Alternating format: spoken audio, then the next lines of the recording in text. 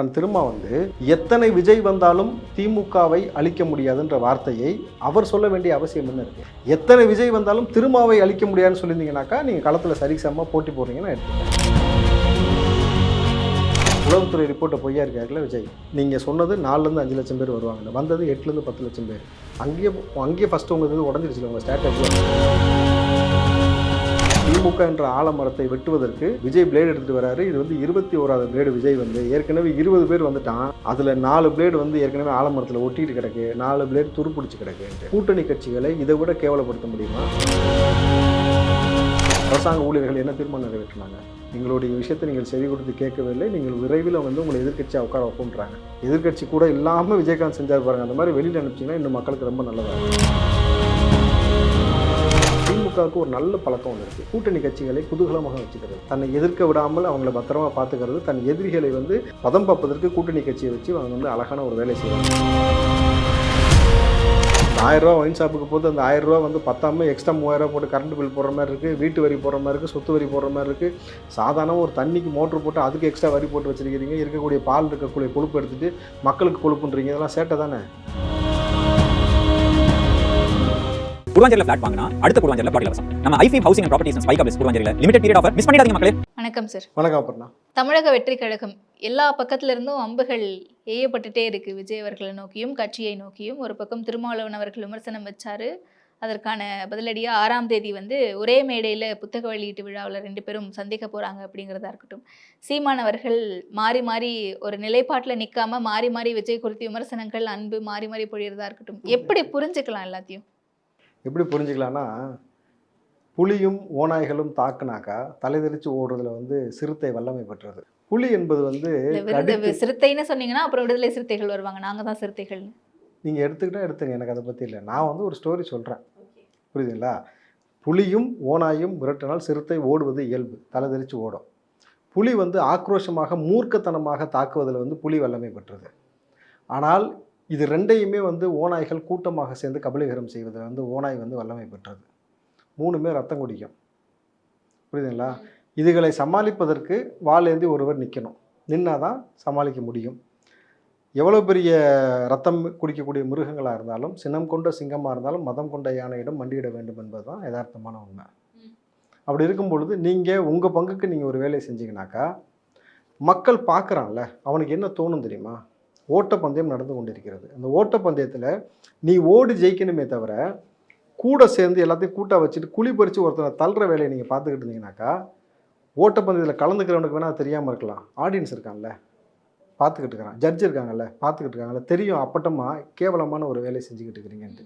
நீங்கள் கலந்துக்கிட்டது ஓட்டப்பந்தயத்தில் ஓடுவதற்கு ஜெயிப்பதற்கே தவிர இன்னொருத்தரை வீழ்த்துவதற்கோ இன்னொருத்தவதை அவமானப்படுத்துவதற்கோ கிடையாது என்பது தான் யதார்த்தமான உண்மை. இந்த கல யதார்த்தம் புரியாமல் வாய்க்கு வந்ததெல்லாம் பேசுகிறது. ஏன் சொல்கிறேன்னா, நான் திரும்ப எத்தனை விஜய் வந்தாலும் திமுகவை அழிக்க முடியாதுன்ற வார்த்தையை அவர் சொல்ல வேண்டிய அவசியம் என்ன இருக்குது? எத்தனை விஜய் வந்தாலும் திருமாவை அழிக்க முடியாதுன்னு சொல்லியிருந்தீங்கன்னாக்கா நீங்கள் களத்தில் சரிசமமாக போட்டி போடுறீங்கன்னு எடுத்துப்பேன். அப்போ திமுகவுடைய ஊதுகுழலாக நீங்கள் இருந்து பேசுவதுன்றது உள்ளபடி வருத்தமாக இருக்கா இல்லையா? இத்தனை ஆண்டு கால அரசியல் அனுபவம் இருக்குது, இத்தனை ஆண்டு காலமாக நீங்கள் போராடுறீங்க.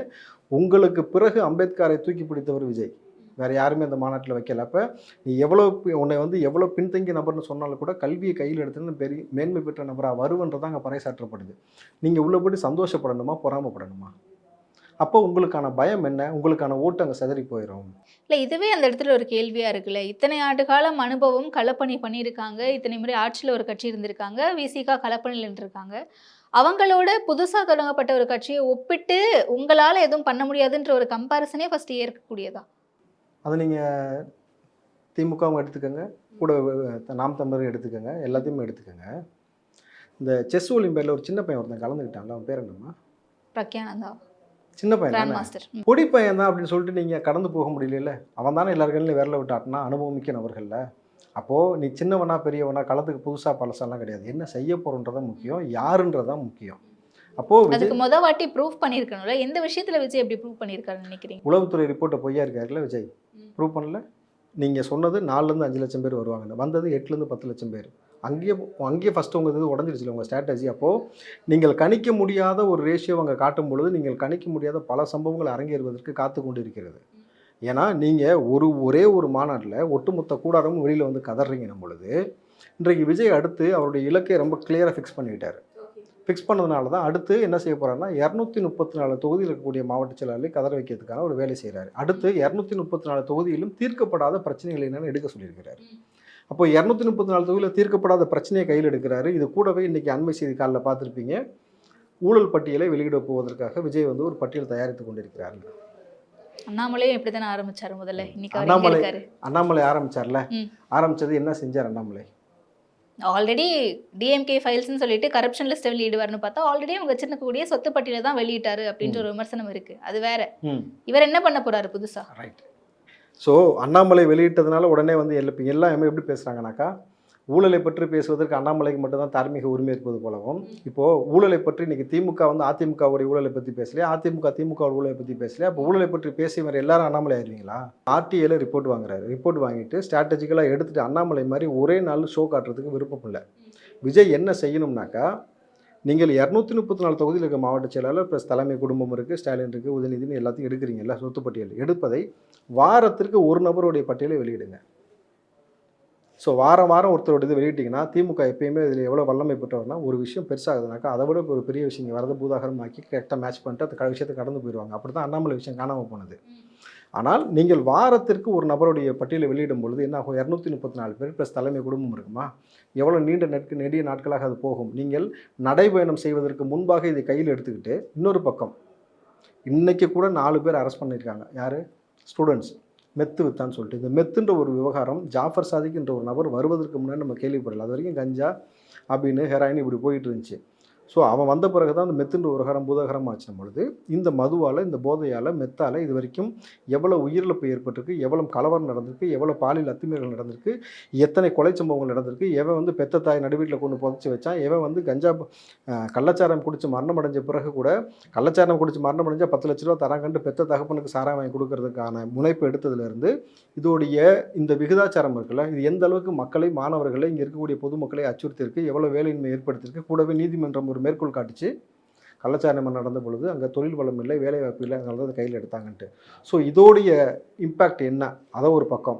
இங்கே ஊழல் எந்த அளவுக்கு வந்திருக்கு, இது ஒரு பக்கம். 234 தொகுதியிலையும் ஒரு மனுஷன் அரசியலுக்கு வருவதற்கு முன்பாக அவன் ஃபஸ்ட்டு அஃபிடவிட் தாக்கல் பண்ணான்ல, அன்னைக்கு அவன் சொத்து மதிப்பு என்ன, இன்றைக்கி அவன் பேரில், அவன் பொண்டாட்டி பேரில், புள்ள பேரில், மருமகன் பேரில், சம்மந்தி பேரில், சொந்தக்காரன் பேரில் எவ்வளோ இருக்குது, எல்லாத்தையும் RTOட துணையோடு எடுத்து வாரம் ஒரு பட்டியல் நீங்கள் வெளியிட்டீங்கன்னாக்கா இது எவ்வளோ நாளைக்கு தாங்கும்னு நினைக்கிறீங்க? 1 வருஷத்துக்கு தாங்கும்.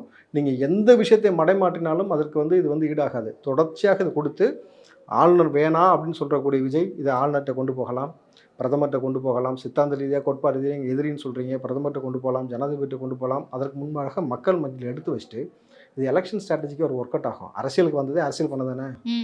இதை மக்கள் மத்தியில் இவ்வளோ இருக்குது, இவ்வளோ செஞ்சுருக்கிறாங்க, நாங்கள் இந்த மாதிரி எதுவும் செய்யலை, இந்த கரப்ஷனை ஒழிக்க தான் நாங்கள் வந்திருக்கிறோம், இது ஒரு மாற்று, இந்த நபர்கள் எல்லோரையும் இங்கிருந்து அப்புறப்படுத்த வேண்டிய பொறுப்பும் கடமையும் எனக்கு இருக்குன்றதை மக்களை சந்திக்க நடைபயணம் போகிறாள்ல, அதற்கு முன்பாக இதை சொல்லிக்கிட்டே நடைபயணத்திலும் இதை சொல்லிக்கிட்டே போகும்பொழுது ஒரு பெரிய இம்பாக்ட் ஏற்படுமா ஏற்படாதா? கண்டிப்பாக ஏற்படும். ஆனால் அதுக்கான பாசிபிலிட்டிஸ் இருக்கா? விஜய் அதுக்கு தான் இப்போ பிளான் பண்ணிட்டு இருக்காரு. எஸ், அஃப்கோர்ஸ் 100% பாசிபிலிட்டிஸ் இருக்குது. எடுக்கிறாரு, அதை எடுத்து தான் கொண்டு போக போகிறாரு. இதுதான் சொல்கிறேன்ல, விஜயோட நீங்கள் விஜயை குறைச்சி மதிப்பீடு செஞ்சிருக்கக்கூடாது. சினிமாக்காரன் தான் ஆனால் உன அந்த வார்த்தை இன்னும் திரும்ப அப்படி குறைச்சி மதிப்பீடு செய்திருக்காங்க அப்படின்னா இன்னைக்கு இவ்வளவு எதிர்வினைகள் வந்திருக்காதுல்ல. ஆமாம், குறைச்சி மதிப்பீடு ஆரம்பத்தில் செஞ்சுட்டீங்க. இன்றைக்கி வந்து கூட்டத்தை பார்த்து உங்களுக்கு ஒரு பயம் வந்துருச்சு. இன்னும் திரும்ப அண்ணன் கேட்கக்கூடிய கேள்வி தான் ஒரு ஆச்சரியமாக இருக்குது. எங்களுக்கு இல்லாத ஹைப்பு என்ன விஜய்க்கு ஹைப்? அவ்வளோ ஹைப்பு அவர் கேட்கக்கூடிய கேள்வி. எங்களுடைய மாநாட்டுக்கு வராத கூட்டமாக எங்களுக்கு இல்லாத ஹைப்பு என்ன விஜய்க்கு இவ்வளோ கொடுக்குறீங்க? இன்னும் ஒரு சினிமா பிரபலத்திற்கு எதுக்கு இவ்வளோ ஹைப்புன்றீங்க? அண்ணன் திரும்ப மறந்து விட்டார், அவரும் சினிமாக்காரர் தான், நடிச்சிருக்காரு தெரியுமா? இவ்வளோ வீரமாக முறுக்கிறாரு, ஒரு மீசை அதெல்லாம் வலிச்சுட்டு நடிச்சிருக்கிறாரு. ஸ்டாலின் அவர்கள் சினிமாக்காரர் தான், உதயநிதி சினிமாக்காரர் தான், சீமான் சினிமாக்காரர் தான். 4 சினிமாக்காரன் சேர்ந்து தான் ஒரு சினிமாக்காரர் எதிர்க்கிறீங்க. அப்படி பார்த்தாலும் நீங்களும் அவரும் சரிக்கு சமம் தான். மக்கள் எதை பார்க்குறாங்கன்னா, இத்தனை ஆண்டு காலமாக இந்த களத்தில் இருந்து என்ன மாறுதலை ஏற்படுத்திட்டீங்கன்னு தான் பார்க்குறாங்க. அந்த மாறுதலை ஏற்படுத்த தவறும் பொழுது தானே விஜய்க்கு இவ்வளோ பெரிய கூட்டம் வருது. நீங்கள் விஜய்க்கு வரக்கூடிய கூட்டத்தை விடுங்கம்மா, திமுகவுக்கு பிறகு எதுக்கு இத்தனை கட்சி வரணும்? நீங்கள் சரியாக பயணம் பண்ணிங்கன்னா எதுக்கு இவ்வளோ கட்சி, அதுக்கு பின்னாடி எதுக்கு இவ்வளோ கூட்டம், எதுக்கு இவ்வளோ ஓட் பேங்கிங் வருது? அப்போது எங்கே தப்பு பண்ணியிருக்கீங்கன்னு ஒரு விஷயம் இருக்குல்ல. நீங்கள் சாதிய ரீதியாக, சமூக ரீதியாக பிளவுபடுத்தக்கூடிய எல்லா வேலையும் இங்கே நடந்து கொண்டு இருக்கும் பொழுது நீங்களும் கூட சேர்ந்து செய்தோடைய விளைவு இன்றைக்கி விஜய் உள்ளே வந்திருக்காருன்னும் பொழுது யங்ஸ்டர்ஸ் மட்டும் கிடையாது, எல்லா நபர்களும் எதிர்பார்ப்பதுன்னா திமுக அதிமுக தவிர்த்து இங்கே ஒரு மாற்று இல்லாமே போயிட்டு இருந்துச்சு. இன்னைக்கு இவ்வளோ அரசியல் பஞ்சாயத்து போயிட்டு இருக்கும்போது கமலஹாசன் என்ன சொல்கிறாரு, என்னை வந்து உலக நாயகனை கூப்பிடாதீங்க. ஐயா உங்களை கூப்பிடவே இல்லை, நாங்கள் முதல்ல எதுக்குமே கூப்பிடல, நீங்கள் எல்லாம் தான் வாலண்டியாக வண்டியில் ஏறுறீங்க. இன்றைக்கி இருக்கக்கூடிய சமூக பிரச்சனை குறித்து நீங்கள் அப்படியே ஆக்ரோஷமாக ப்ரொமோலாம் போட்டுட்டு நீங்கள் போய் திமுக மேடையில் என்னைக்கு ஏறினீங்களோ அன்றைக்கி உங்களுடைய கொள்கை கோட்பாடு எல்லாத்தையும் அடமானம் வச்சிட்டிங்கன்னும் பொழுது இதைத்தான் இன்றைக்கி லியோனி பேசி வச்சுருக்கிறாரு. நீங்கள் லியோனி அவர்கள் வந்து உதயநிதி சொன்ன வார்த்தையை எடுத்து மேற்கோட்பாட்டி பேசுகிறாரு. திமுக என்ற ஆலமரத்தை வெட்டுவதற்கு விஜய் பிளேடு எடுத்துகிட்டு வராரு. இது வந்து 21வது பிளேடு. விஜய் வந்து ஏற்கனவே 20 பேர் வந்துட்டான், அதில் 4 பிளேடு வந்து ஏற்கனவே ஆலமரத்தில் ஒட்டிட்டு கிடக்கு, 4 பிளேடு துருப்பிடிச்சு கிடக்குன்ட்டு. அப்போ கூட்டணி கட்சிகளை இதை விட கேவலப்படுத்த முடியுமா? நீங்கள் ஏற்கனவே ரஜினியை வச்சு துரைமுருகனை கேவலப்படுத்தியிருக்கிறீங்க. உங்களுக்கு தேவைனாக்கா நீங்கள் இப்படி தான் பேச வைப்பீங்க. அப்போது கூட்டணி கட்சி நபர்களை இவ்வளோ இழிவாக பேசி லியோனி மீது தலைமை நடவடிக்கை எடுக்குமா? முதல்வர் நடவடிக்கை எடுப்பாரா? ஏற்கனவே 4 பிளேடு ஒட்டிக்கிட்டு இருக்குன்னா என்ன அர்த்தம்? திருமாவை சொல்கிறீங்களா, ஜவஹர்லாவை சொல்கிறீங்களா, கம்யூனிஸ்டை சொல்கிறீங்களா, வைகோவை சொல்கிறீங்களா, இல்லை துருப்பிடிச்சுக்கிருக்குன்னு கமலஹாசனை சொல்கிறீங்களா, யாரை சொல்கிறீங்க? அப்போது ஒரு அரசியல் நாகரிகம் என்பது இங்கே வந்து எல்லாமே மறுத்து போயிட்டு உங்களுக்கு தேவைனாக்கா நீங்கள் எப்படி வேணாலும் பேசலாம், என்ன வேணாலும் பேசலாம் அப்படின்னும் பொழுது இந்த சித்தாந்தத்தை மேற்கொள்வதாக இருந்திருந்தால் நீங்கள் இவ்வளோ கடுமையாக விமர்சனம் வச்ச பொழுது, சீமான் வச்ச பொழுதும் சரி, முதல்வர் எவன் வேணாலும் நேற்று கட்சி ஆரம்பித்தாலும் அழிக்க பார்க்குறான்னு உரிமையில் பேசின போதும் சரி, விஜய் எதிர்வினை ஆற்றிருப்பார். விஜய் எதிர்வினை ஆற்றாமல் விஜயகாந்த் போல் ரொம்ப பொறுமையாக இருந்து களத்தில் வேலை செஞ்சு உங்களை எதிர்க்கட்சி அந்தஸ்துலேருந்தும் தூக்கி எறியக்கூடிய வேலையை பார்க்கணுன்றதுல முனைப்பாக இருக்கிறாரு. கூடுதலாக அரசாங்க ஊழியர்கள் என்ன தீர்மானம் நிறைவேற்றினாங்க? எங்களுடைய விஷயத்தை நீங்கள் செவி கொடுத்து கேட்கவே இல்லை, நீங்கள் விரைவில் வந்து உங்களை எதிர்க்கட்சியாக உட்கார வைப்போன்றாங்க. தயவு செஞ்சு அந்த விஷயத்தை அவங்க பரிசீலனை பண்ணணும். எதிர்க்கட்சி கிடையாது, எதிர்க்கட்சி கூட இல்லாமல் விஜயகாந்த் செஞ்சார் பாருங்கள், அந்த மாதிரி வெளியில் அனுப்பிச்சிங்கன்னா இன்னும் மக்களுக்கு ரொம்ப நல்லதாக இருக்கும். ஓகே. ஆனால் இந்த ஒரு விஷயம் இருக்குல்ல, நான் ஆரம்பத்தில் கேட்டிருந்தேன். டிசம்பர் 6ஆம் தேதி அம்பேத்கருடைய புத்தக வெளியீட்டு விழாவில், வாய்ஸ் ஆஃப் காமன் நடத்திருந்த புத்தக வெளியீட்டு விழாவில் ஒரே மேடையில் விஜயும் திருமாவும் சந்திக்க போகிறாங்க, ஒரே மேடையில் தான் அவங்க இருக்க போகிறாங்க. திருமா வெளியிட விஜய் அவர்கள் அந்த புத்தகத்தை பெற்றுக்கொள்வார் அப்படிங்கிறது சாத்தியமா? ஃபஸ்ட்டு திரும்ப ஆமான்ட்டாரு. இப்போ திரும்ப வந்து எங்கள் கூட்டத்தோட கலந்தாய்வு செய்த பிறகு நான் சொல்கிறேன்ட்டாரு. எந்த கூட்டம்னா அவங்க கட்சி கூட்டமா? திமுகவோட கலந்தாய்வு செய்த பிறகு அவங்க என்ன சொல்கிறாங்களோ அதுதான் சொல்லுவார். இல்லை, இது அம்பேத்கர் அப்படிங்கிறவர் ஒரு பொதுவான தலைவர் அப்படின்றது திருமாவளவன் அவர்கள் தான் தொடர்ந்து சொல்லிட்டு இருக்காரு. அப்படி இருக்கும்போது ஏன் தயக்கம்? இதில் ஏன் தயக்கம்? நீங்கள் அண்ணன்ட்ட தான் கேட்கணும். இவ்வளோ தயக்கம் ஏன்? எந்த விஜய், எத்தனை விஜய் வந்தாலும் திமுக அழிக்க முடியாதுன்னு சொன்ன திரும்ப தான் அதுக்கு பதில் சொல்லணும். அப்போது நீங்கள் திமுகவுடைய முகமாக பேசுகிறீங்க, இது விகடன் நடத்துது, நாங்கள் போய் கலந்துக்கிறோம் அப்படின்றதுல ஒரே வார்த்தையில் முடிச்சிருக்கலாம். உங்களால் வந்து இந்த பக்கம் காம்ப்ரமைஸ் பண்ண முடியும். ஆட்சி அதிகாரத்தில் பங்கு கொடுக்குற விஜய் சொல்வதும், ஆட்சி அதிகாரத்தில் பங்கு வேணும் ஆரம்பத்திலிருந்து விடுதலை சிறுத்தை கேட்பதும், இப்போ 2 பேரும் ஒரே நேரத்தில் ஒரே இடத்துல சந்தித்து கொள்ளும் பொழுது நாகரிகமான அரசியல் பேசக்கூடிய 2 பேரும் அண்ணன் திரும்ப எங்கேயுமே வன்மத்தை கக்க மாட்டார். இப்போ விஜய் அந்த மாதிரி மாநாட்டில் விஜய் அவர்கள் அதிகார பகிர்வு அப்படிங்கிறத பேசுறதுக்கு முன்னாடி, அதாவது அக்டோபர் 27க்கு முன்னாடியே அக்டோபர் 10ஆம் தேதியே இதற்கான அழைப்பு போயிருக்கு 2 பேருக்குமே. திருமாவளவன் அவர்களுக்கும் போயிருக்கு, விஜய் அவர்களுக்கும் போயிருக்கு. அப்புறம் ஏன் இதை வந்து முடிச்சு போட்டு பார்க்கணும்? ஏன் முடிச்சு போட்டு பார்க்கணும்னா, அண்ணனாக தான் ஆரம்பித்தார், நான் வந்து பரிசீலனை பண்ணுறேன்னு சொல்லிட்டு. ஆமா நான் கலந்துக்கிறேன்னு சொல்லணும்ல. இதை தாண்டி இன்றைக்கி வந்து என் கட்சியில் வந்து ஒரு மறுசூழ்ச்சி ஏற்படுத்த போகிறேங்கிறாரு. அப்போது என்ன உங்களுக்கு விஜயோடைய ஒரு பேச்சு, ஒரே ஒரு மாநாட்டு பேச்சு இவ்வளோ பெரிய தாக்கம் எல்லா கட்சியிலும் ஏற்படுத்துது. இந்த பக்கம் அதிமுக கூட்டம் போடுது, இந்த பக்கம் திமுக கூட்டம் போடுது, ஒவ்வொரு கட்சியிலும் கதறிக்கிட்டு இருக்கிறீங்கனாக்கா, டிசம்பர் 6 அம்பேத்கர் நினைவு தினம். இன்னும் டிசம்பர் 6னா இந்தியா முழுக்க ஒரு அதிர்வை ஏற்படுத்தியது பாபர் மசூதி இடிப்பு. ஆனால் இந்த முறை இந்த டிசம்பர் 6 விஜய் ஏற்படுத்தக்கூடிய அதிர்வுன்றது இந்தியா கூட்டணியில், குறிப்பாக திமுக கூட்டணியில் ஒரு பிளவை ஏற்படுத்தும். நிச்சயமாக ஒரு மிகப்பெரிய பிளவு ஏற்படுத்தும். அந்த பிளவு என்பது நாளைக்கு அரசியல் கட்சியில் இருக்கக்கூடிய அந்த ஒற்றுமையை குலைக்கும். ஏன்னா என்னைக்கு நீங்கள் வந்து விழுப்புரம் சிதம்பரம் கட்சியாக கடைசி வரைக்கும் இருக்க விருப்பப்படுறீங்களா, அல்லது விசிகாவாக வெளியில் வந்து உங்களுடைய உரிமையை நிலைநாட்டுவதற்கு போராட போகிறீங்களான்றதான் இன்றைக்கி ஒரு பேச்சாக இருக்கும். அன்றைக்கி அண்ணன் விஜயும் திருமாவும் சந்திப்பதாலேயே ஒரு கூட்டணி உருவாயிரணும் அவசியம் கிடையாது. ஏன்னா இங்கே சீமான் அவர்கள் சொல்கிறத நம்ம மேற்கோள் காட்டணும். தம்பி என்னை வந்து சந்தித்தார், அவங்க சார்பாக சொல்கிறது என்ன? நாம் தமிழர் சார்பாக வந்து சீமானை வந்து பல முறை விஜய் போய் சந்தித்தார், அரசியல் ஆலோசகர் கேட்டார், நாங்கள் இவ்வளோ விஷயம் செஞ்சோன்னா எங்களுக்கு துரோகம் பண்ணிட்டார், லாங் டிரைவ்லாம் போனாங்க, அதுக்கப்புறம் எங்களுக்கு துரோகம் பண்ணிட்டாங்கனாக்கா, நீங்கள் நாம் தமிழர் அரசியலில் என்ன பெரிய தாக்கத்தை ஏற்படுத்திருக்கீங்க? எத்தனை எம்எல்ஏ இருக்குது, எத்தனை எம்பி இருக்குது? நீங்கள் அரசியலில் பெரிய சாதனை பண்ணிட்டீங்களா? உங்கள்கிட்ட வந்து ஆலோசனை கேட்கறதுக்கு எல்லாரையும் சந்தித்த மரியாதை நிமித்தமாக ஒரு கட்சியை குறைத்து மதிப்பிட முடியாதுல்ல. இன்னைக்கு 8% வாக்கு வச்சிருக்காங்க, மாநில கட்சி அப்படின்ற ஒரு அங்கீகாரம் வாங்கியிருக்காங்க, அவங்களுக்கு களப்பணி அனுபவம் இருக்குது, கள அனுபவம் இருக்குது அப்படின்னும் போது மேபி சினிமாவில் 2 பேரும் ஒன்றா ட்ராவல் பண்ணியிருக்காங்க அப்படின்றதுக்காக கூட போய் ஆலோசனை கேட்டிருக்கலாம். அவர்கிட்ட மட்டும்தான் கேட்டாருன்னு நம்மளால சொல்ல முடியாதுல்ல. மற்ற கட்சிகள் கிட்ட கூட கேட்டிருக்கலாம். அவங்க எல்லாரும் கான்ஃபிடன்ஸ்ல வச்சிருப்பாங்க, இவங்க வெளியே சொல்றாங்க, அப்படி எடுத்துக்கலாம்ல. ஏன் அந்த கேவலத்தனம் உங்களுக்கு? அதானே கேட்குறோம். உங்களை சந்திச்சாரு, உங்களுக்கு ஒரு முக்கியத்துவம் கொடுத்து, உங்களுக்கு மரியாதை கொடுத்து, உங்களை ஒரு நபராக மதித்து உங்களை வந்து சந்திக்கிறாருன்னா, எனக்கு ஒருத்தர் வேண்டான்னு நான் முடிவு பண்ணேன்னு வச்சுங்களேன், சித்தாந்த ரீதியாக எனக்கு ஒரு ஆள் வேண்டாம், இவன் எதிர்னும் போது நான் அவனை போய் சந்திக்க வேண்டிய அவசியம் எனக்கு கிடையாது. கரெக்டுங்களா? நீ யாராக வேணா இருந்துக்கோ. ஆனால் இதையெல்லாம் கடந்து நான் வந்து உங்களை சந்திக்கிறேன். சந்திச்ச இடத்துல உங்களை பற்றி பேசுனாக்கா, நீங்கள் அதை வெளியில் சொல்லிக்கிட்டு அது மூலம் வந்து ஒரு ஆதாயம் தேட விரும்புகிறீங்க. நீங்கள் நினச்சது அங்கே நடக்கலை. நீங்கள் என்ன நினச்சிங்க? தமிழ் தேசத்தை பேசுவார், அது மூலம் வந்து நம்மளும் ஓட் பேங்கிங் கூட சேர்ந்துக்கிட்டு ஓட்டை வாங்கிட்டு நம்ம ஆட்சி அதிகாரத்தை கைப்பற்றலாம்னு நினச்சிங்க. இங்கே விஜய் வந்து 2 சித்தாந்தத்தையும் பேசினவுடனே உங்களுக்கு வலிக்குது. கரெக்டுங்களா? அவர் எதை பேசணும், எதை முடிவு பண்ணணும், அவர் தானே முடிவு பண்ணணும். இன்றைக்கி மறுபடியும் அண்ணன் சீமான் என்ன சொல்லியிருக்காருமா? கலைஞர் அவர்கள் ஜெயலலிதா அவர்களை விட விஜய் பெரிய தலைவரா அப்படின்ற மாதிரி ஒரு ஒப்பீடு வைக்கிறாரு. அண்ட் அதுவும் இல்லாமல் உங்களுக்கு தான் எல்லா மாநிலங்கள்லையும் ரசிகர்கள் இருக்காங்களே, அப்புறம் நீங்கள் ஏன் வந்து அகில இந்திய அளவில் ஒரு கட்சியாக துவங்காமல் தமிழக வெற்றி கழகம்னு வச்சுருக்கீங்க அப்படின்ற மாதிரி கேட்குறாரு. அதாவது விஜய் எந்த இடத்துலையுமே நான் ஜெயலலிதா விட பெரிய ஆள், கலைஞரை விட பெரிய ஆள்னு சொல்லவே இல்லை. சொல்லாத பொழுது இப்படி ஒரு ஒப்பீடை நீங்கள் ஏன் உருவாக்குறீங்கனாக்கா, இந்த பதினின்னு சொல்லி செந்தில் ஒரு படத்தில் தூக்கிட்டு குடும்பத்தை பிரிக்கிற வேலையை பார்ப்பான். அந்த மாதிரி நீங்கள் ஒரு விஷயத்தை உருவாக்குறீங்க. அப்போ என்ன நினைக்கிறீங்கன்னா, ஆமாம் நாங்கள் அதை விட பெரிய ஆள்னு இவங்க யாராவது சொல்லிட்டாங்கன்னா அதை வச்சு ஒரு அரசியல் பண்ணலாம்னு நினைக்கிறீங்க. அப்படி விஜய் அந்த வார்த்தை எங்கேயுமே பயன்படுத்தலை. யாரு கூடயும் விஜய் ஒப்பிடலை. யாரை விட பெரிய ஆள்னு சொல்லாமல் அவர் கோட்பாடின்படி போகிறாரு. நீங்கள் ரொம்ப ஸ்ட்ராட்டஜிக்கலாக வந்து நீங்கள் ஒர்க் பண்ண வேண்டியது பொது எதிரி யார், அதைத்தான் நீங்கள் பார்க்கணுமே தவிர விஜயை சீண்டுவது ஒரு பக்கம். இன்னொரு பக்கம் என்ன சொல்கிறீங்க? அகில இந்திய கட்சின்னு பேர் வைக்க வேண்டியதானே?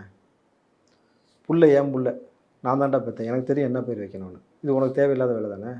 இந்த பேர் வை அந்த பேர் வேணும் உங்கள்கிட்ட ஏன் சஜஷன் கேட்டோமா? கேட்காத பொழுது நீங்களாக உங்கள் இஷ்டத்துக்கு ஒன்று பேசுகிறீங்கல்ல, இதை நிப்பாட்டிக்கிட்டு அண்ணன் சீமான் மீது எல்லோருக்கும் பெரிய மரியாதை இருக்குது. அந்த மரியாதை உங்களுக்கு மண்ணை பற்றி, மலைகளை பற்றி, இயற்கை பற்றி, களிமண் வளத்தை பற்றி, எல்லா விவசாயத்தை பற்றி, நீர் ஆதாரத்தை பற்றி இவ்வளோ புரிதல் இருக்கக்கூடிய உங்களுக்கு யார் பொது எதிர்கின்ற புரிதல் இல்லையா? இல்லை யாராவது உங்களை இயக்குறாங்களான்னு ஒரு கேள்வி இருக்குல்ல. இப்படி பேச தானே உங்கள் கூடாரம் காலியாகி கொண்டே இருக்கிறது. 15 வருஷமாக களத்தில் இருந்து நீங்கள் ஒரு பெரிய லெவலுக்கு வர முடியல. வெறும் ஓட்டு சதவீதம் கிடைக்க தவிர அதிகாரத்தை கைப்பற்றணும். நீங்கள் ஒரு ஆளாவது ஜெயிச்சது வரைக்கும் உள்ளே போயிருக்கலாம்ல, ஒரு எம்எல்ஏவாய் நீங்கள் போயிருக்கலாம்ல, ஏன் போக முடியல? இவ்வளோ ஓட்டு சதவீதம் இருக்குன்னு சொல்கிற நீங்கள் ஒரு தொகுதியில் உங்களை வந்து தேர்ந்தெடுத்து மக்களை அனுப்பாததுக்கான காரணம் என்னென்னா, முன்னுக்கு பின் முரணான உங்களுடைய பேச்சு. நேற்று ஒரு பேச்சு, இன்றைக்கி ஒரு பேச்சு. பெரியார் நேற்று தூக்கி பிடிக்கிறீங்க, நீங்கள் பெரியாரை கேவலப்படுத்தி பேசுகிறீங்க. ஹிந்து கடவுளை நேற்று கேவலப்படுத்துறீங்க, இன்றைக்கி ஹிந்து கடவுளை தூக்கி பிடிக்கிறீங்க. இஸ்லாமியில் பற்றி நேற்று ஒரு கோட்பாடு, இன்றைக்கி ஒரு கோட்பாடு. அப்போது சமூகம் சார்ந்து எந்த ஒரு தெளிவான புரிதலும் பார்வையும் இன்மையின்றி உங்களுக்கு வந்து மாறி மாறி பேசுறதுனால மக்களுக்கு உங்கள் மீது நம்பிக்கை குறையுது. இன்றைக்கி உங்கள் கூடாரத்துலேருந்து கொண்டு போய் விஜய் கட்சியில் இணைகிறாங்கன்ற செய்தியாளர் கேட்கும்பொழுது நீங்கள் என்ன சொல்கிறீங்க? விஜய் கட்சியிலேருந்து நாளைக்கு 200 பேர் எங்கள் கட்சியில் வந்து இணையறான்றீங்க. அப்படி ஒரு நிகழ்வை நீங்கள் காட்டுறீங்க. உங்களை நான் விமர்சிக்கிறதே விட்டுறேன். விஜய் கட்சியில் அவ்வளோ முட்டாள்கள் கிடையாது. நாகப்பட்டினம், தூத்துக்குடி இதிலெல்லாம் நாம் தமிழர் கட்சியிலேருந்து தாவேகாவுக்கு போய் உறுப்பினர்கள் சேர்றாங்க அப்படின்னு. அதுதான்மா, நாம் தமிழர்லேருந்து தாவேகாவுக்கு போவாங்க. ஆனால் சீமான் சொல்வது தாவேகாவிலேருந்து எங்கள் கட்சிக்கு 200 பேர் வராங்கன்றாரு. அப்படி ஒரு நிகழ்வு எங்கேயாவது நடந்ததா நீங்கள் காட்டுங்கன்னு நான் சொல்கிறேன். இது நடக்க போவதும் கிடையாது. ஏன்னா உங்களுடைய புரிதல் இன்மை, உங்களுடைய முட்டாள்தனமான பேச்சு, உங்களுடைய என்ன சொல்கிறது வக்கரம் எல்லாம் வெளிப்பட தான் உங்களை விட்டு விலகுறாங்க. 15 வருஷம் உங்களோட ட்ராவல் பண்ண நபர் தொடர்ச்சியாக இப்படி பேசிகிட்டு இருக்கிறது மூலம் அதிகாரத்தை கைப்பற்ற முடியாது. அரசியலுக்கு வரக்கூடிய நபர்கள் எல்லோரும் அதிகாரத்தை கைப்பற்றி மக்களுக்கு எதாவது நல்ல செய்யணும்னு நினைக்கிறான். அந்த ஸ்ட்ராட்டஜிலேருந்து நீங்கள் விலகி போகும்பொழுது உங்களை நோக்கி வருவதற்கு யாருமே தயாராக இல்லைன்னும் பொழுது கடைசி வரைக்கும் தனிமரமாக அப்படி கத்திக்கிட்டே இருக்க வேண்டியதான். ஒரு பக்கம் இப்படின்றீங்க, இன்னொரு பக்கம் என்ன சொல்கிறீங்க? ஒரு நல்ல தமிழனுக்கு ஆட்சி அதிகாரம் கையில் கிடைச்சால் இந்த மெரினா பீச்சில் இருக்க சுடுகாடெல்லாம் இடிச்சிட்டு வானோடனே செய்தியாளர் பட்டுன்னு கேள்வி கேட்டான். அப்போ விஜயான்ட்டு. அப்போ விஜயான்னு கேட்டோடனே அந்த இடத்துல அவருக்கு பொங்குது, ஏன் அந்த நல்ல தமிழில் நானாக இருக்கக்கூடாதான்ட்டு. இதை ஃபஸ்ட்டே என் கையில் கிடச்சுன்னு சொல்ல வேண்டியதானே. அப்போது இன்றைக்கி இருக்க ஊடகவியலாளர் மனசில் கூட என்ன ஆயிடுச்சுன்னா, 15 வருஷமாக இப்படியே கத்திக்கிட்டு தான் கிடக்கிறார தவிர ஒன்றுமே செய்யலை.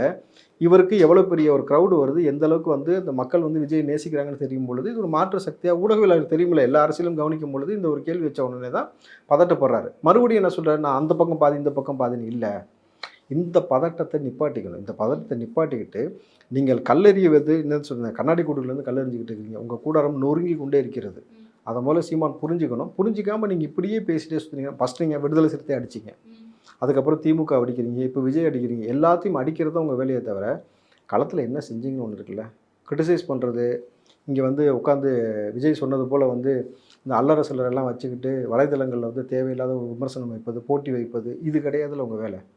நீங்கள் என்ன சித்தாந்தத்தை நோக்கி வந்தீங்களோ அதை நோக்கி நீங்கள் போகலான. விஜய் ரொம்ப தெளிவாக நீங்கள் எவ்வளோ தான் உள்ளே போந்து கம்பு சுற்றினாலும் சரி, சின்ன பசங்க வெளியில் போய் விளையாடுன்ற மாதிரி அவர் பாட்டுக்கு அவர் ஃபோக்கஸ் ஃபுல்லாக திமுகவை நோக்கி நகர்ந்து கொண்டே போகிறது.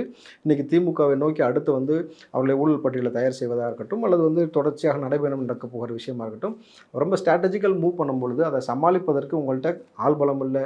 இது வரைக்குமாவது உங்கள்கிட்ட வந்து தொண்டர்கள் இருந்தாங்க, அதுவும் இல்லாமல் நீங்கள் தனித்து நிற்கிறீங்கன்னும் பொழுது நிப்பாட்டிக்கிங்க. அதான் உங்களுக்கு உள்ளது. பொது எதிரி யாருன்னு பாருங்கள். பிஜேபியை போய் நிச்சயமாக திமுக அணுகும். அண்ணாமலை வருவதற்கு முன்பாக இன்னைக்கு பேச்சுவார்த்தை நடத்தி அண்ணாமலையை சிண்டு முடிஞ்சக்கூடிய வேலையை அப்படி பார்ப்பாங்க. நடந்தா விசிகாலாம் கூட்டணியில இருப்பாங்களாங்கிறதே டவுட் தானே. விசிகா கம்யூனிஸ்ட் எல்லாம் இப்பவே இருக்க தானே செய்கிறாங்க. பிஜேபியை போய் அணுகுறாங்க அப்படின்னா அதுக்கு வாய்ப்பு இருக்குன்னு நினைக்கிறீங்களா? ஏன்னா ஆமாம், ஆல் தமிழ்நாட்டை அப்படிங்கிறத தாண்டி ஆல் இந்தியா லெவலில் இவங்க இந்தியா கூட்டணி அப்படிங்கிறத அமைச்சு ரொம்ப ஸ்ட்ராங்காக இருக்காங்கல்ல. இப்போ காங்கிரஸுமே இருக்காது, விசிகா இருக்க மாட்டாங்க, கம்யூனிஸ்ட் இருக்க மாட்டாங்கன்னும் போது அது எப்படி பாசிபிள்? திரும்ப இருப்பாரான்னு கேட்குறீங்களா? ஈழத்தில் நடந்த அவ்வளோ பெரிய இன அழிப்புக்கு பிறகு ராஜபக்சே போய் சந்தித்து கை கொடுக்குறவர் தானே திரும்ப கனிமொழியோடையும் டிஆர் பாலுவோடையும் சேர்ந்து அவர் தேவைக்கு எங்கே வேணாலும் காம்ப்ரமைஸ் ஆகி போகிறாரே தவிர, அப்படி இல்லாட்டி சரி எதற்காக அதானி வீட்டு கல்யாணத்துக்கு உதயநிதி போனீங்கன்னு கேள்வி எழுப்பணும்ல. ஏன் எழுப்பல? நீங்கள் தானே சித்தாந்த ரீதியாக எதிரி, கோட்பாடு ரீதியாக எதிரின்றீங்க, சனாதனத்தை ஒழிப்புன்றீங்க. இந்த பக்கம் இவர் வந்து மனுஸ்மிருதியை பற்றிலாம் பேசுகிறாருன்னும் பொழுது இந்த கேள்வியை முன்வைக்கவே இல்லை. இப்போது அவங்க தேவைக்கு ஏற்ப காம்ப்ரமைஸ் ஆகி போகிறதோடைய விளைவு தான் இன்றைக்கி அடுத்தடுத்த கட்சி உருவாக்குது. நீங்கள் வந்து திமுகவுக்கு ஒரு நல்ல பழக்கம் ஒன்று இருக்குது. கூட்டணி கட்சிகளை குதூகலமாக வச்சுக்கிறது, தன்னை எதிர்க்க விடாமல் அவங்கள பத்திரமா பார்த்துக்கிறது, தன் எதிரிகளை வந்து பதம் பார்ப்பதற்கு கூட்டணி கட்சியை வச்சு அவங்க வந்து அழகான ஒரு வேலை செய்வாங்க. குரங்க குட்டியை விட்டு ஆழம் பார்க்கணுவாங்க. அந்த மாதிரி வந்து அவர்கள் ரொம்ப தெளிவான சித்தாந்தத்தை நோக்கி நகர்றாங்க. ஆனால் கூட்டணி கட்சிகள் தான் லியோனி சொல்வது போல மரத்தில் ஒட்டி கொண்ட பிளேடு போல் நீங்கள் போய் ஒட்டிக்கிட்டு இருக்கிறீங்களே தவிர உங்களுடைய சித்தாந்தம் கோட்பாட்டை இழந்து மறந்து நீங்கள் ஒரு கட்சியின் தலைவன்றதே போகிற போக்கில் மறக்கக்கூடிய சூழலில் இருக்கிறீங்க. அதை மறக்காமல் இருந்தீங்கன்னா உங்களுக்கு நல்லது, இல்லாட்டி உங்களை மக்கள் மறக்க வேண்டிய சூழல் ஏற்படும். புரியுது. இப்போ தமிழக வெற்றி கழகத்தை எதிர்த்து விமர்சனங்கள் ஒரு பக்கம் வந்துட்டு இருக்கு, விசிகா நாம் தமிழர் கட்சின்னு. இன்னொரு பக்கம் அதிமுக சமீபத்தில் நடந்த அதிமுக நிர்வாகிகள் கூட்டத்தில் விஜய் அவர்களை பற்றி விமர்சனம் செய்ய வேண்டாம், பொது வெளியில் பேச வேண்டாம் அப்படின்ட்டு இபிஎஸ் அவர்கள் ஒரு அறிவுறுத்தல் கொடுத்த மாதிரியான தகவல் வெளியாகி இருக்கு. ஏன் அந்த ஒரு விமர்சனம் வைக்க வேண்டாம் அப்படின்றாங்க? நம்ம ஆரம்பத்துலேருந்தே பார்த்துட்டு இருப்போம், விஜய் மேலே எதிர்வினைகள் நிறைய வந்துட்டு இருக்கு, ஆனால் அதிமுக தரப்புல இருந்து மட்டும் எதுவுமே வரல, ஆதரவாக தான் வந்துட்டு இருக்கு. இது எப்படி புரிஞ்சுக்கலாம்? நான் ஆரம்பத்திலே உங்கள்கிட்ட பேசினேன். அப்படின்னா நம்ம பேசும்போதே சொன்னேன் அதிமுகவும் விஜயும் கூட்டணி வைப்பார்கள். ஸோ அதை நோக்கி தான் இப்போ இது போகிற விஷயம் உங்களுக்கு புரியுதா? இப்போவும் இபிஎஸ் அவர்கள் யாரை கூப்பிட்றாரு? தர்க்க ரீதியாக வாங்க நம்ம உட்காரலாம்னு. இத்தனை ஆண்டுகால அரசியல் அனுபவம் உள்ள இபிஎஸ் அவர்கள், இத்தனை ஆண்டுகால அரசியல் அனுபவம் உள்ள ஸ்டாலின் அவர்களை முன்னாள் முதலமைச்சர் இன்னாள் முதலமைச்சரை வாங்க நம்ம ரெண்டு பேரும் மக்களுக்காக என்ன செஞ்சோம்ன்றதை பொது வழியில் உட்காந்து பேசுவோம், மக்கள் தீர்ப்பு கொடுக்கட்டுன்றாரு. கரெக்டுங்களா? இவர் இந்த அணுகுமுறை இவர்கிட்ட போகும்பொழுது விஜய் குறித்து என்ன சொல்கிறேன்னா, பிறர் கட்சியை நம்ம பெருசாக விமர்சிக்க வேணாம், நம்மளுடைய முழு விமர்சனமும் திமுகவை நோக்கி இருக்கட்டும்ன்ற மாதிரி சொல்கிறார் பொழுது இது கூட்டணி பலத்தை உறுதி செய்வதற்கான வேலை. ஒரே சித்தாந்தத்தை நோக்கி நம்ம வந்து இப்போ நாளைக்கு 2026 கூட்டணி அமையும்னு இவங்க சொன்னாக்கா, ஆனால் திமுகவும் கூட்டணி கட்சிகளும் வேறு ஒரு அஜெண்டா செட் பண்ணி பிஜேபியோட அதிமுக போக போகுதுன்றாங்க. இப்படி ஒரு நரேட்டிவ் செட் பண்ணி பேச வைக்கிறாங்க. பிஜேபியோட ஒருபோதும் எடப்பாடி போக மாட்டார். ஏன்னா தெரியும், சிறுபான்மை ஓட்டு சிதறிய காரணத்தினால நம்ம தோற்றோம். இன்றைக்கி போன முறை 2024 மோடி வந்து சென்னையில் உட்காந்தப்பே எடப்பாடி போகாத எடப்பாடி இப்போ மறுபடியும் அவர் போயிடுவார்னு நினைக்கிறது வந்து முட்டாள்தனம். ஆனால் எடப்பாடி அவர்கள் கூப்பிடுவது முன்னாள் முதலமைச்சராக இருந்து இன்னாள் முதலமைச்சரை கூப்பிட்றாரு. சம்மந்தமே இல்லாமல் லியோனிலேருந்து மற்ற ஆட்கள்லாம் நான் வரேனாக்கா அவர் நான் இலவசமாக சோறு போடுறேன் சாப்பிட வேணா கூப்பிட்டாரு. தர்க்க ரீதியாக அனுபவ ரீதியாக இத்தனை நாள் வந்து எவ்வளோ காலமாக அரசியல் இருக்கிறோம், மக்களுக்கு ரெண்டு பேரும் என்ன செஞ்சோம், ரெண்டு கட்சி சார்பான்னு பேச கூப்பிட்றாங்க. இது ஒரு அரசியல். இது வந்து பார்த்தீங்கன்னாக்கா நீங்கள் வெளிநாடுகள் இந்த மாதிரியான சம்பவங்கள் பார்க்கலாம். ரெண்டு கட்சியும் வந்து ஆரோக்கியமான ஒரு அரசியலை வந்து மேற்கொள்வதற்கு இந்த மாதிரி ஒரு முனைப்பு காட்டுவாங்க. அப்படி காட்டினாக்கா உள்ளபடி வரவேற்கத்தக்கது. அப்படி இருக்கும் பொழுது எனக்கு தெரிஞ்சு நான் சொல்கிறது போல தான் காங்கிரஸ் விரைவில் 2026 விஜய் கூட வரும். ஆனால் நிச்சயமாக அதிமுகவும் விஜயும் கூட்டணி வைப்பார்கள். இது கூட யாரெல்லாம் வந்து இணையறாங்கன்றது காலம் பதில் சொல்லலாம். சமீபத்தில் தமிழக தேர்தல் ஆணையரை மாற்றினதா இருக்கட்டும், இல்லை இப்போ வாக்காளர்கள் பேரை சேர்க்கறதுக்கோ இல்லை நீக்கிறதுக்கோ அவங்க ஒரு கேம்ப் போட போகிறாங்க. ஸோ இந்த கேம்பில் தான் ஏற்கனவே ஒரு பிரச்சனை வந்துச்சு. கேம்ப் சார்ந்துன்னு சொல்ல மாட்டேன், 2024 பாராளுமன்ற தேர்தலையே பெயர்கள் வந்து விட்டு போயிடுச்சு. அதனால தான் வந்து கோயம்புத்தூரில் நிறைய பேர் வந்து வாக்கு செலுத்த முடியல அப்படின்ட்டு அந்த தொகுதி மக்கள் வந்து ப்ரொட்டஸ்ட் பண்ணிட்டு இருந்தாங்க. அண்ணாமலை அவர்கள் பெரிய இஷ்யூ ஆக்கினார். அந்த மாதிரியான சிக்கல் எதுவும் வந்துடக்கூடாதுன்னு நினைக்கிறாரோ? நீங்கள் அதிகப்படியாக என்ன செஞ்சிட முடியும்னு நினைக்கிறீங்க? அதிகப்படியாக ஒரு குறிப்பிட்ட நபர்களுடைய பேரை நீங்கள் சேர்க்கிறதோ எடுக்கிறதோனாலும் இப்போ நீங்கள் அந்த வேலையை செஞ்சாலும் இன்னும் டைம் இருக்குது. எலெக்ஷனுக்கு 2026 திருப்பி இந்த மாதிரி வந்து இன்னும் 2ஆம் கட்டம் 3ஆம் கட்டமாக தேர்ச்சி சேர்ப்பாங்க, எல்லாம் பண்ணுவாங்க. நீங்கள் எவ்வளவு தான் எண்ணெயை தேய்ச்சிட்டு உருண்டாலும் ஒற்றை மணி தான் ஒட்டுன்ற மாதிரி நீங்கள் எவ்வளோ தான் இந்த பக்கம் நீங்கள் ஸ்ட்ராட்டஜிக்கலாக நீங்கள் பண்ணலாலும் இன்னொரு பக்கம் வந்து ஆட்டு மந்தியில் ஆட்களை அடைக்கிற மாதிரி அடைக்கிறது, காசு கொடுக்கறது, கற்பூரத்தை வச்சு சத்தியம் வாங்குறது, பாலை வச்சு சத்தியம் வாங்குறது, சேலை கொடுக்குறது, மூக்குத்தி கொடுக்குறது, கொலுசு கொடுக்குறது, என்ன வேணாலும் இந்த முறை நீங்கள் முயற்சி எடுத்து பாருங்கள். உங்களுடைய முயற்சி போய்த்து போகும். ஏன்னா மக்கள் வந்து வெறுத்துட்டான். ஏன்னா அவனுக்கு அடிப்படையான விஷயத்தில் நீங்கள் கை வச்சிட்டீங்க, அவன் வாழ்வாதாரத்தில் கை வச்சிட்டீங்க. பொருளாதாரத்தில் கை வச்சிட்டீங்க. அவன் மீது சுமத்தப்பட்ட வரி இருக்குது பார்த்தீங்களா, வரி சும்மா எக்கச்சக்கமாக போயிடுச்சு. வேலையின்மை ஒரு பக்கம் போயிடுச்சு, ஒரு பக்கம் சாராயம் ஒரு பக்கம் போயிட்டு இருக்கு. நிம்மதியான ஒரு வாழ்வியல் சூழல் இங்கே இல்லாத ஒரு நிலையை உருவாக்கி வச்சிருக்கிறீங்கன்னும் பொழுது அவன் வெறுத்து போய் தான் உட்காந்துருக்கான். அந்த வெறுப்பு தன்மையை தாண்டி நீங்கள் மேலும் மேலும் விஜயை வந்து கடுமையான சொல்லாடல் செய்கிறதா இருக்கட்டும், இவங்க இதோ நிப்பாட்டுவாங்கன்னு நினைக்கிறீங்களா? இன்னும் நிறைய வேலை செய்வாங்க. இது எல்லாமே சாதகமாக விஜய்க்கு போகும். விஜய் அமைதியாக ஒரு வேலையை பார்த்தாலே போதும் பொழுது நீங்கள் வாக்காளர் பட்டியலேருந்து மொத்தமாக கூட நீக்கிட்டு போங்க. நீங்கள் எவ்வளோ பேர் நீக்கிற முடியும்னு நினைக்கிறீங்க? நான் திரும்பவும் சொல்கிறேன், விஜய் கட்சியை தாண்டி திமுக, அதிமுகன்னு எல்லா கட்சியிலும் விஜய் ரசிகர் இருக்கிறான். நீங்கள் நீக்கிறதா நினச்சிட்டு நீக்கினீங்கன்னா உன் கட்சியில் இருக்க ஓட்டை தான் நீக்கணும். அது வந்து ஒரு பின்னடைவு ஏற்படுத்தும். நாளைக்கு அது வந்து வெறுப்பாகும். ஒரு திமுக ஓட்டு போகிற ஒரு குடும்பத்தில் ஒரு 5 பேர் இருக்கானா, அதுல இருந்து 2 பேரை நீங்கள் நீக்கிறீங்க விஜய் ரசிகர்னு சொல்லிட்டு, அவன் வீட்டில் என்ன சொல்லுவான், பாரு விஜய்க்கு நான் ஆதரவு தெரிவிச்சுன்னு பேரையே நிற்கிறான், இவனுக்கு நீ ஓட்டு போட போகிற அப்படின்னு கேட்கும்போது இருக்கிற உங்களுக்கு வர வேண்டிய மிச்சம் 3 ஓட்டு விஜய்க்கு தான் போகும். இது இப்படி தான் மாறுமே தவிர இந்த முட்டாள்தனமாக மூர்க்கத்தனமாக செய்கிறத விட்டுட்டு இப்போ இருந்தாவது நல்லது செய்கிறதுக்கு பழகுங்க. மக்களுக்கு நல்லது செய்யுங்க. இன்னும் சொல்ல போனாக்கா இந்த மறுபடியும் இந்த வேலை மழை ஆரம்பிச்சிருச்சா, இந்த நவம்பர் டிசம்பர் உறுப்பில் நீங்கள் தாண்டினாலே உங்களுக்கு ஒரு 50 மார்க் கிடைக்கும் திமுகவுக்கு. அதை என்ன செய்யணுமோ அதை பாருங்கள். அதை விட்டுட்டு உங்கள் கட்சியில் இருக்க வன்மமான பேச்சாளர்களை பேச விடாமல் தவிர்த்துக்கிட்டு மக்களை வந்து தண்ணியில் தவிக்க விடாமல் அடுத்து என்ன செஞ்சால் அவங்களுக்கு நல்லது அதை மட்டும் பாருங்கள். மகளிருக்கு 1000 ரூபாய் கொடுத்துட்டோம், இந்த 1000 ரூபாய் வச்சு மட்டுமே அவங்க நல்லா வாழ்ந்துருவாங்கன்னா, இந்த 1000 ரூபா ஒயின் ஷாப்புக்கு போது அந்த 1000 ரூபா வந்து பத்தாமல் எக்ஸ்ட்ரா 3000 ரூபா போட்டு கரண்ட் பில் போடுற மாதிரி இருக்குது, வீட்டு வரி போடுற மாதிரி இருக்குது, சொத்து வரி போடுற மாதிரி இருக்குது. சாதாரண ஒரு தண்ணிக்கு மோட்ரு போட்டு அதுக்கு எக்ஸ்ட்ரா வரி போட்டு வச்சுருக்கிறீங்க. இருக்கக்கூடிய பால் இருக்கக்கூடிய கொழுப்பு எடுத்துகிட்டு மக்களுக்கு கொழுப்புன்றீங்க. இதெல்லாம் சேட்டை தானே?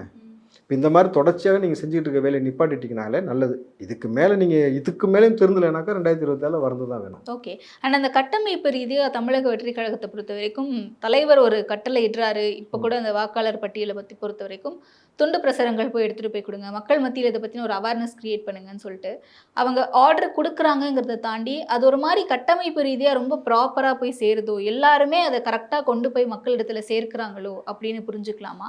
இல்லை இப்போ தான் ஆரம்பிச்சிருக்காங்க, ஸோ அதனால் கொஞ்சம் துடிப்பாக தான் இருப்பாங்க, போக போக எல்லாருமே சோர்வாயிடுவாங்க அப்படி புரிஞ்சுக்கலாமா? இல்லை, சோர்வாகிற கூட்டம் மாதிரி உங்களுக்கு தெரியல. எனக்கு தெரிஞ்ச வரைக்கும் இன்னும் சொல்ல போனால் கட்டமைப்பு இன்னும் ஸ்ட்ராங் பண்ணணும். இன்னும் 234 தொகுதிக்கு தேவையான மாவட்ட செயலாளரை போட்டு பொறுப்பாளர்களை போட்டு வார்டு ரீதியாக நீங்கள் கட்டமைப்பை கொண்டு வந்து ஏற்கனவே நீங்கள் உள்ளாட்சி மன்ற எலெக்ஷன்லாம் நீங்கள் சந்திச்சிருக்கக்கூடிய நபர்கள், ஸோ அவங்கள வச்சு என்ன பண்ணலாம், ஸ்ட்ராட்டஜிக்கல் ஒர்க் எப்படி பண்ணணும், இன்னும் வந்து உங்களுக்கு அரசியலை பற்றின புரிதலை ஏற்படுத்தக்கூடிய வேலை இன்னும் நீங்கள் செய்யணும். நிறைய வந்து கூட்டங்கள் நடத்தி அரசியல் தெளிவை நீங்கள் ஏற்படுத்தணும். இவனால் வந்து ரசிகர் போக்கா இருக்காங்கல்ல, அதிலிருந்து தவிர்த்துட்டு அரசியல் நாகரிகத்தோடு அரசியல் புரிஞ்சுக்கிட்டு வரலாறு தெரிஞ்சுக்கிட்டு எப்படி நம்ம மூவ் பண்ணணுன்ற விஷயத்தை மூவ் பண்ணிங்கனாக்கா ரொம்ப பெரிய ஒரு வெற்றி கிடைக்கும். அதாவது விஜயகாந்த் கிடைச்ச வெற்றியை விட ஒரு என்ன சொல்கிறது, அதை விட பல மடங்கு ஒரு வெற்றி உங்களுக்கு கிடச்சி நிச்சயமாக எதிர்க்கட்சி வரிசையில் வந்து உட்காரக்கூடிய எதிர்க்கட்சி தலைவராக உட்காரக்கூடிய உங்களுக்கு இடம் இருக்குது. அப்போ எதிர்க்கட்சி தலைவராக நீங்கள் உட்காந்திங்கன்னா ஆளுங்கட்சியில் யார் உட்காருவா? உங்கள் கூட கூட்டணி இருக்கிறாள் தான். அப்போ திமுக என்னவாகும்? அந்த ஸ்ட்ராட்டஜி தான் உங்கள் மனசில் இருக்கணும். நீங்கள் சீமான் போல் நீங்கள் வன்மத்தை கக்க தேவையில்லை, நீங்கள் தேவையில்லாமல் மூர்க்கத்தனமாக சண்டை போட தேவையில்லை. உங்களுடைய ஃபோக்கஸ் முழுக்க அதுலேருந்து நீங்கள் போங்க. நீங்கள் போகிற வேகம், நீங்கள் பண்ணுற செயல்பாடை பார்த்தாலே ஒன்று இவங்க தன்னை மாற்றிக்கொள்ளக்கூடிய வேலையை பார்ப்பாங்க, இல்லாட்டி அவங்களும் அதுக்கேற்ற மாதிரி ஸ்பீடாக ஒர்க் பண்ணும்பொழுது என் ரிசல்ட்டு மக்களுக்கு நல்லது நடக்கணும். அந்த நல்லது நடக்கக்கூடிய விஷயத்தை செய்ய தான் நீங்கள் வந்தன்றீங்க. விஜய், செய்யுங்க. உங்கள் ஆட்களை ரொம்ப பக்குவப்படுத்துங்க, அரசியல் பக்குவப்படுத்துங்க. இன்னும் நிறைய நபர்களுக்கு அரசியல் பக்குவம் இன்னும் தேவைப்படுகிறது. அதை செஞ்சீங்கனாலே போதும். ஓகே. அப்போ 2026 களம், ஏன்னா நீங்கள் அதிமுகவோட விஜய் கூட்டணி போகிறதுக்கான வாய்ப்புகள் இருக்குது நிறையவே அப்படின்றீங்க.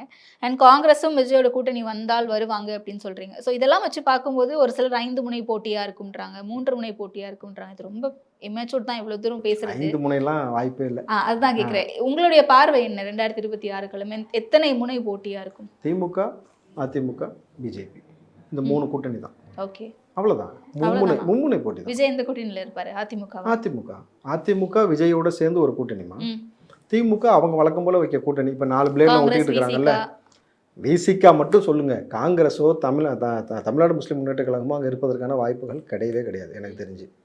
ஸோ அது ஒரு பக்கம். இந்த பக்கம் அண்ணாமலை வந்ததுக்கப்புறம் அண்ணாமலை முதல்ல 2026 வரைக்கும் இருக்க மாட்டான்னு தான் எனக்கு கிடைச்ச தகவல். 2026 வேறு ஒரு கட்சி தலைவரை வந்து போட்டுட்டு அண்ணாமலைக்கு வந்து கேபினட் மினிஸ்டர் கொடுத்து கூப்பிட்டுருவாங்க அப்படின்ற மாதிரி. ஏன்னா அவங்களுடைய நோக்கமும் அதிமுகவே உள்ளே வலிக்கணும். அதுக்கு அண்ணாமலை தானே தடையாக இருக்காருன்னு சொல்கிறீங்க, அண்ணாமலை நாங்கள் அனுப்பிச்சிடறோம்னு சொல்லி தான் பேச்சுவார்த்தை நடத்த போகிறாங்க. பட் எடப்பாடி எவ்வளோ ஸ்ட்ராங்காக இருந்து கொண்டு போக போகிறான்றது தான் அவருக்கு தேவை. எடப்பாடி தேவை அண்ணாமலையா விஜயா, இவ்வளோ தான். யார் கூட போனால் நமக்கு லாபம் கிடைக்கும், இங்கே ஆட்சியை கைப்பற்றணும். ஏன்னா இது வந்து நீங்கள் வந்து பிஎம்கான எலெக்ஷன் கிடையாது, சிஎம்கான எலெக்ஷன் பொழுது எனக்கு தெரிஞ்சு விஜய் ப்ளஸ் ஏடிஎம்கே கூட யார் வரான்றது நம்ம பொறுத்து வந்து பார்க்கணும். ஆனால் மும்முனை போட்டி தான். ஆனா இங்க முதல்வரா இருக்கிறது தானே பிரச்சனையா இருக்கு. ம். யார் முதல்வர் கேண்டிடேட்டா இருப்பாங்க அப்படின்ட்டு விஜய் அவர்கள் மாநாட்டுல இறுதியில பேசும்போது கூட சிங்கிள் மெஜாரிட்டியில ஆட்சி அமைப்போம், அப்படி ஒருவேளை நம்மள நம்பி யாராச்சும் வருவாங்களே அவங்களுக்கு அதிகார பகிர்வு அளிக்கப்படும் அப்படின்னு தானே சொல்றாரு. நம்மளை நம்பினாக்கா விஜய் நாங்கள் உங்களை நம்புகிறோம் வாங்கன்னு கூப்பிட்டு பேசுறது தான். உங்களை நம்மளை கூப்பிடவே மாட்டாங்கல்ல. அதுக்காக விஜய்க்கு வந்து அரசியல் அந்த அளவுக்கு அரசியல் புரிதல் இல்லாத ஆள் விஜய் கிடையாது. எடுத்த உடனே சிஎம்னு சொல்லி பேசுறதுக்கு விஜய் வந்து அந்த அளவுக்கு அரசியல் மடமை கிடந்த இல்லை நபர் கிடையாது. அதிமுக கூட கூட்டணினா எடப்பாடி தான் சிஎம் கேண்டிடேட். அதிகார பகிர்வுன்றதே என்ன தெரியுமா, நீங்கள் சிஎம்னா நான் டெப்டி சிஎம் விஜய் அப்படி தான். அந்த அதிகார பகிர்வை நோக்கி தான் போகுமே தவிர இன்மெச்சூர்டாக பிஹேவ் பண்ணுறதுக்கு அவர் சீமானும் கிடையாது, டிஎம்கேவும் கிடையாது. ஓகே, நிச்சயமா தெளிவான பதில்கள் கொடுத்தீங்க. நேரத்திற்கு நன்றி. நன்றி. அப்படின்னா குருவாஞ்சேரியில் ஃபிளாட் வாங்கினா அடுத்த குருவாஞ்சேரியில் பிளாட் இலவசம். நம்ம ஐஃபி ஹவுசிங் அண்ட் ப்ராப்பர்ட்டிஸ் ஸ்பைக் ஆஃபீஸ் குருவாஞ்சேரியில்